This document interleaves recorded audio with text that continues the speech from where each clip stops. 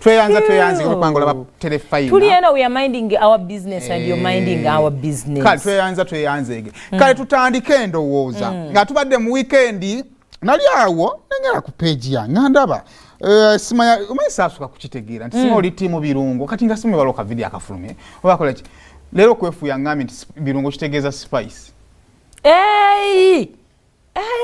spice bine birungo byetukwata nitufumbise mmere kati ze bujona ati sima timu birungo bana abatekamu ekintu ky'emyaka mbadde nsa mu kikomye mulwana byonna bye mulwana n'entalo z'abakazi baziteeka mu myaka nedda olutalo mamutandisa oddwonoona olutalo lusigale mbirala n'ekintu ky'emyaka tukirekeyingiramu entondo banagenza okuwulira sima team 1990 sima 1980 ne team 2000 era nze kati kasitalutuukaawo kiringa abantu bamutandika oyomba notandika ovuma abazadde booli ajja nyiga luvenjagala bwekigendamu emyaka kiba kituuse fe abakazi tukimanye ekyemyaka kiba kifuuse person kakati bwotandika nti aba 80s mulwane mwekka n'aba 2000 nga nsirikakwata muno nomusindika mu bajuliyano kibinnyo ekyo kale ebivudde ebyogeddwako spice ayogeddwako ng'omuntu w'abantu mbw abeerawo abantu tumulabye namulako wane walagu tumulabyeko abantu nga bafiiriddwa so muntu w'abantu ekyo kituufu muntu w'abantu kyokka abantu ne bagamba nti wadde ki yakola bw'ati abantu bwe yamala n'agira ki awo ne bamuteekako kasita awo ne bagamba kati yayoza n'ayanika mutaka bwe twagenze wa Sheebah ayogerwako nga ki feminist kituufu ye feminist kati tumunyonyole empawalinga bakyala banne naki abantu awo kyebanoonya n'okubayimusa babeera ne shows abagamba bikoze biti avudde ayagala nnyo okuyimusa ekitiibwa ky'omukyala Sheebah alina kigambo feminist naye feminist bebakola takolako yadde n'ekimu naye ne bamwogerako kino abeeyo mujja kujja mukole nga kiwanvu feminist naye ayoza n'ayanika kwa feminist omuntu ajja n'agamba naye hafi okuze bambi zaalayo fumbirwako kale bwe biba biganja as a mother naawuunawo neanamu mwina za analysis wekyowulira nga tetukyogedde feminist waba akuba abakyala kyebandikoze kakati awo no tuvuddawo nitugaa kati tugenda kudda ku ebyo bino tujja bisobola katudde mu muziki byo birimu ebigambo ebigumu tetujja bisobola katudde ku muziki abayimbi abo bayimbi bwe tugenda luyimba ku luyimba nalina sample gye nakoze ku social media awo birunga akuba birunga abantu abalina ku mutimbagano abantu ab'omuziki tusooka otereze kintu oli kuki abantu b'omutimbagano abalina birunga abalina like fans of the likes abaana people power yegasemu abaana people power so kati tugenda singa tugenda kalulu ka social media birunga akawangula kati kyetuba tusigaliza kiri kimu kugenda ku hit awo maama Bairamosi tekero anti mumusanga ali ku big siga mumusanga ali ku big siga agamba maze okubala ndeete zange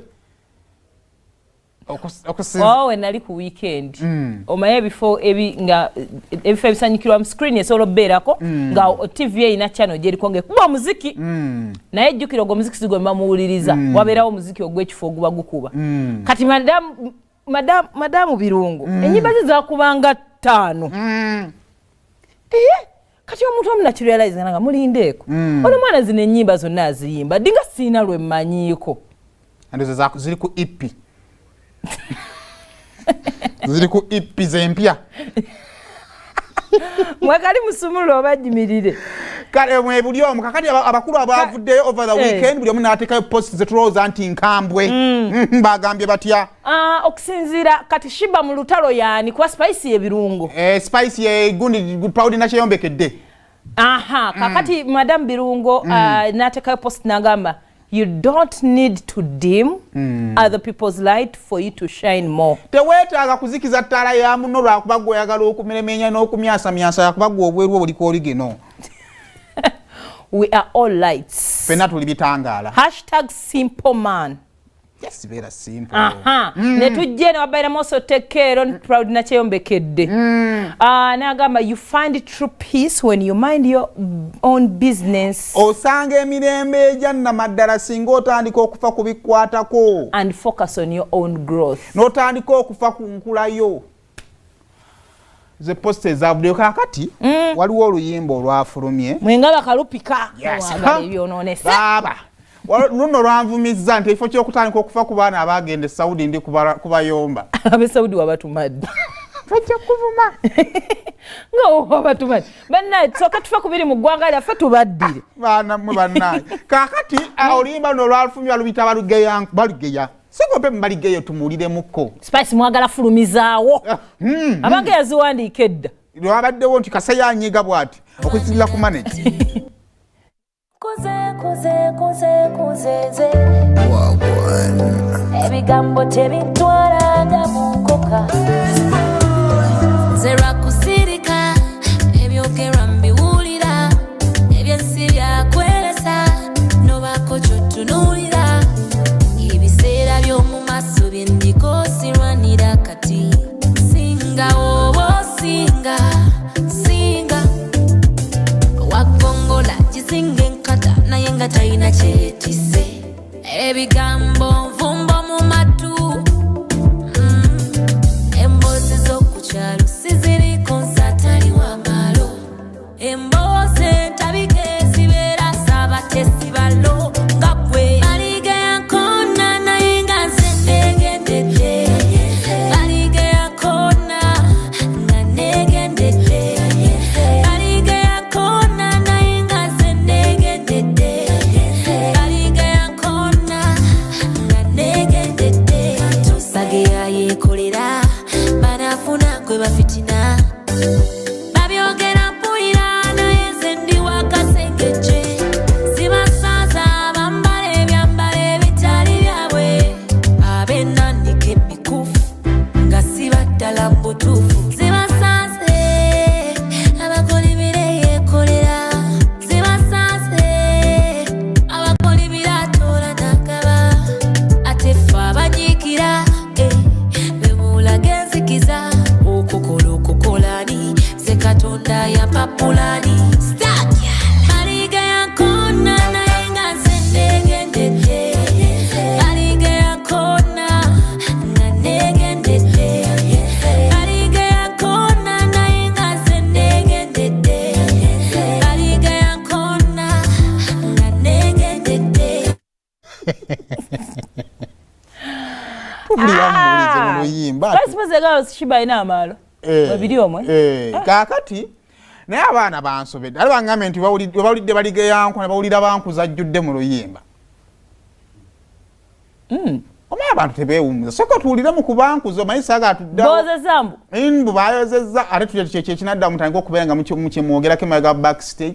Tenatyo tukikole kiveewo ddala oba tumweruli tuwuliremuko twaba mu nga siba ddala mbutuufu zibasanze abakolibira yeekolera babalibangana kenkwe ebyewaffe tebyaliyo twasuzanga mevu kyomola batwanoga ffe munnange twanyuza ebyo byolimu mw'abaana b'ettala baliga yankona naye nga nze negendedde baliga yankona nga negendedde baliga yankona naye nga nze negendedde baliga yankona nga negendedde abyo byenkwe ebyewaffe tebyaliyo twasuzanga mevu kyomola batwanoga ffe munnange twanyuza ebyo byolimu mw'abaana b'ettala baliga yankona naye nga nze negendedde baliga yankona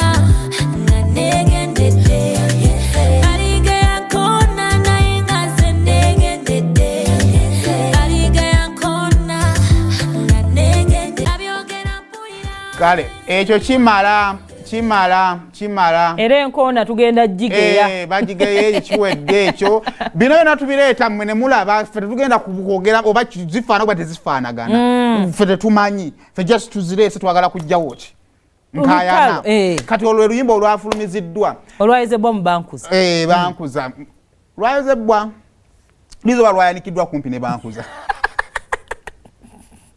nga tebalooza nga balwanise kumpi nze saati yange ojja bwe yasala wano bajanika lukumpi ne saati n'empale enzirugavu zinyange ezifaanagana ne black nga tegifula ya black just okujanika obwanisi kitegeeza nise nwasoba nga yawandiika era nga yewandiise ne luno so kisoboka ekyo kibona bayimba mu lulimi lwakitu n'ennambi ate ye Spice engeri gyali talented era ne wano sendi we yamugamba nange nakubira oluyimba dakika tewali ate ziba hit baba nazo babeera nazo agambira Lubega nvugo ntwale mu studio Lubega nanga tutumye studio kubanga Lubega mbeera kumpi awo ekituufu ekyo kaakati kinono kinawe kitutwala lwaki buli mukazi ayagala okufuuka nnamba emu bamugerageranya na Sheebah because when